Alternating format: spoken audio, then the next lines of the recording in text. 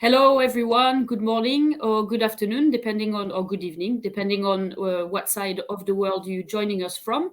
Welcome to this Boutinot Harvest Festival, Domaine Boutinot Harvest Update. My name is Julie, French Product Manager for Boutinot International, and today I'm joined by the one and only Julien Dugas. Salut, Julien. Hello, nice to meet you. Well, nice to see you today. Really appreciate you joining in today because we know how busy you must be and also really how tired you must be considering you are in full swing with the harvest. So It's good. It's a little bit break during my day. I appreciate. Yeah, no, thank you so much. So we won't keep you for long. I think it's really great to speak to you and get your feelings, considering, like I said, it's full swing in the middle of the harvest in the Rhone at the property in Kéran. As a starter, can you just let us know really briefly, where are you up to with the harvest? So when did you start it?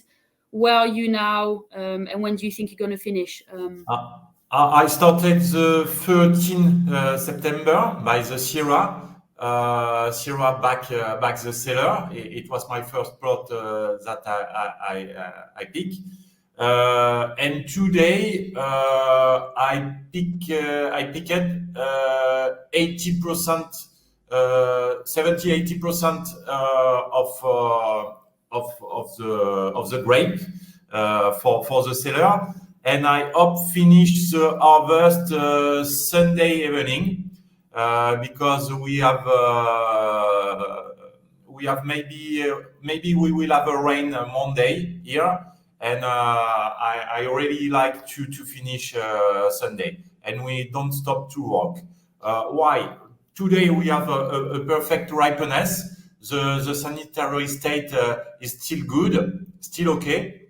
I picked today my best plot of Grenache, La Pauline, and I make a nice tank of Grenache today. Everything is ripe, the degree is good. If we have a rain on the grape, I think it will be damaged the quality, and for that I prefer pickle now. How is it compared to the year before? So I guess we are a little bit late compared to last year, no, in terms of the harvest, or? Yes, it's a little bit late, and at the end, like this week, we need pick very fast because the weather is not with us this year. To be honest with you, it's already a tricky vintage. This vintage, lot of rain before the harvest, delays the ripeness, and in some area beginning to get a rot part in the grape. We are lucky in Kéran because we are a little bit up. If you compare to the Rhone Valley, it's every people came in Kéran see it's on the top of the small hill. And we are lucky also because in Kéran we don't have been on the mountain terroir damaged by the frost. We have a correct crop here, but it's not like that for every people in the Rhone Valley, to be honest with you. And for all the winemaker, this harvest is really tricky and give a headache. Yeah, I can imagine because obviously there's been a lot of coverage around how difficult 2021 vintage is pretty much throughout France in general. Every region is affected, and we always talk about our friends in Burgundy and areas like this. Rhone this year has also been affected, and I'm not too sure we've ever had a vintage when we had so many challenges in the same year. So I think for you, if you could describe the vintage, I guess you will say it's been really tricky. But so starting in April, if I remember correctly, we had frost and hail. Is that correct? Frost, not hail in the area. Frost damage for the vintage is to describe a little bit the vintage. I don't like to compare in another vintage, but last time when I remember to have a headache during the harvest, it will be in 2008. When I say headache, it's my word, but it's because it was tricky, and every evening you imagine your day to the next day, and you don't know which will be the best decision to have the top of quality. It's a vintage with a lot of difference until another winery and another area in the Rhone, in the south of Rhone. You can have I have a friend has been damaged at 100% of frost. This guy pick 20-30% of a normal crop. It's a disaster for him. Here in Boutinot, we will pick normally same like last year. It's good for our supplier of grape. For that, it's very different. And but in general, if I can speak in general to the Rhone Valley, it's difficult. It's difficult for the ripeness. It's difficult with the rods. To describe a little bit the new rule accepted by the syndicate of Rhone Valley, they agree the sugar addition in Rhone. It's forbidden in Kiran, of course, and in Cru, but they accept a sugar addiction in Rhone Valley. So when chaptalization, the syndicate accepts something like that, is because it's a tricky vintage. Yeah. So when you say sugar addition, just to clarify, so that means so chaptalization will be allowed in the Côte du Rhône area, obviously not allowed in Kiran or pretty much all the crews in the area. Okay, so clearly a very tricky vintage. However, we can see from the pictures the grapes look very healthy. You've done obviously a great job as making sure that maturation levels and like you said, sanitary conditions were maintained. I can see some white grape varieties, which I would like to know more about, because that's a bit. It's a new thing on the Domaine Boutinot. It's a big challenge of the year. We will make a Kiran white, but in first I say I waiting to see the result to beginning to speak, but now the wine it's in barrel and the result will be very nice, and I am happy. It's a first vintage of Kiran white in the Domaine. We will see the final result in June. It will be a blend Roussanne Clairette and fermented in barrel and aging, I think 6 months in barrel. We will see the result, and I will be happy to test with you and to present the wine in June.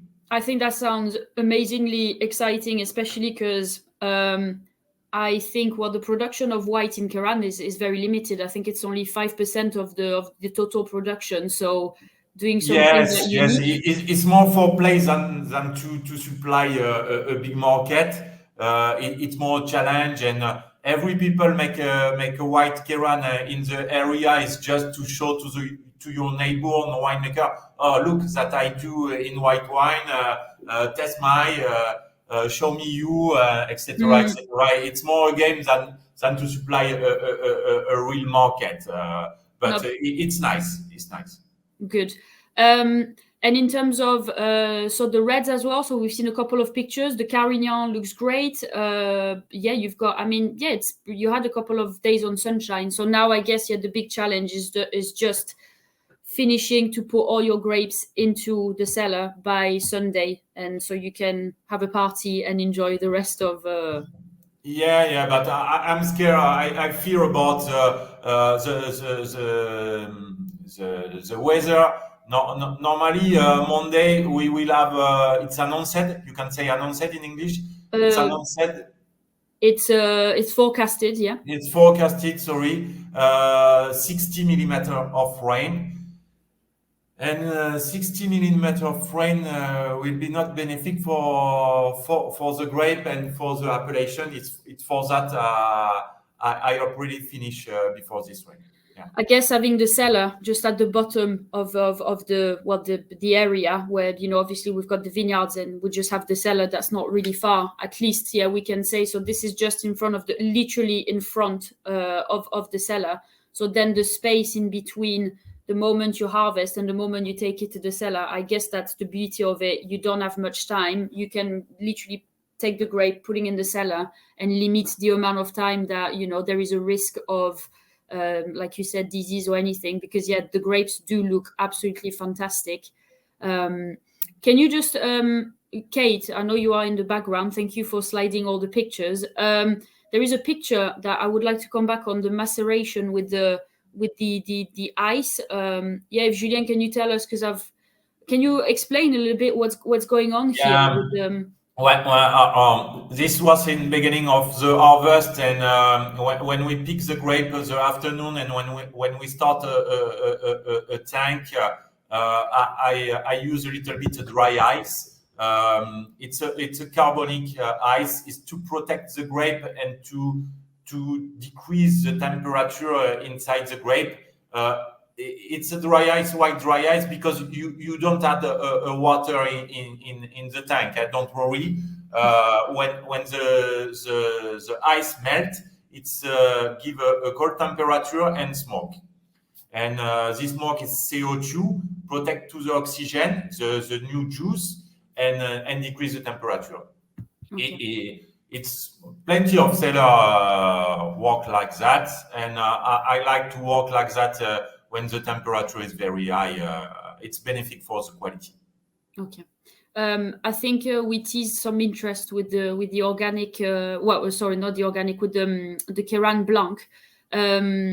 How many bottles do you think we're going to produce? It sounds like a very tiny production. I will produce at the end. I will speak in hectoliter. Sorry, 25 hectoliter. Yeah, so it's really tiny. It's 3,000 bottles. So yeah, very confidential cuvee. I like my colleague for play. Maybe in the future I will raise a little bit this volume, but for beginning, it's good. Yeah. So overall, a tiring. Well, I guess every vintage is a different vintage. I think that's what you always say about why you love this job so much. Not a single vintage is never the same. You always have to spend time checking everything. I guess the complexity this year is, like we say, there is a lot of challenges between climate change and with everything like this, the rain and the issues we had with the disease and everything. And then on top of that, now even during the harvest, you can't get any rest. There is rain until the last day. So yeah, I think you're gonna deserve your break on Monday. So I really do hope that you get to. Monday we should. Monday will be not a break. It will be still work in the cellar, but we will stop to pick because the cellar will be full, and after when the cellar is full, it's a lot of job also, because every tank fermented, you need make a pigeage every day, and we will start to make to décuvage, to take off the skin of the tank. Middle of next week, I think, to the first time. So I know this process will last until when? So when you're going to do all this, so pigeage, décuvage, so all this in order to extract, fruit and complexity with the wines, up until when? When are you going to be finished with all these? These wine. I hope finish all the job in the cellar and waiting the second fermentation the 11 November. Cleaning everything.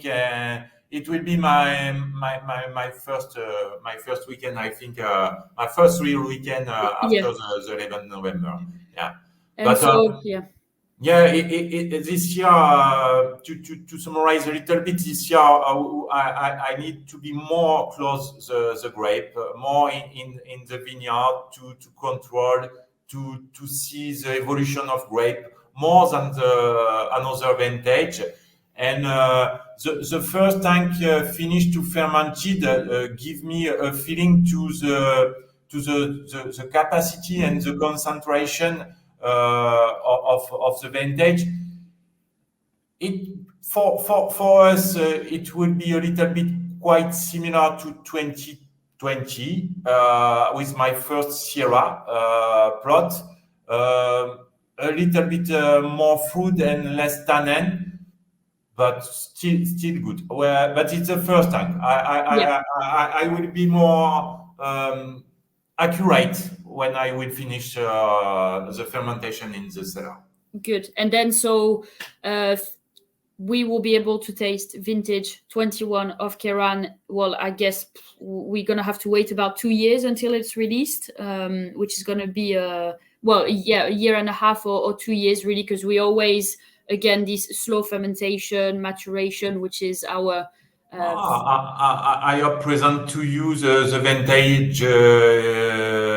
vintage 21 in Keran in July. Bottling and finish, yes, something like that. It's a white wine. It's a cru, of course. It will be more complexity, and I picked the grape early to have a nice freshness and minerality in mouth. But we are in south of France. I think the white need be drink 8 or 6 months after. We are not in Burgundy. No, but for the reds, I was saying the reds we're gonna have to wait at least 2 years before we can taste. Yes, of course. The red need more time. It's gonna be a long wait, but I mean, again, thank you for your time today, Julien. I don't think there is any more questions from our guests today, but thank you from everybody who has joined and listened to our chat. We're gonna let you go because, again, I know how busy you are, and really thank you for this little update. Wish you big all the luck, and hope you don't get any rain until Saturday and Sunday, that you can finish all your harvest in peace. Thank you so much, Julien, and hope to see you before Christmas, maybe. Oh, yeah. That would be nice. Me too. I will go to Manchester to say hello and faire un petit bisou. Yeah. See you, Julien. Thank you, everyone. And speak to you soon. Thank you, everybody. Bye-bye.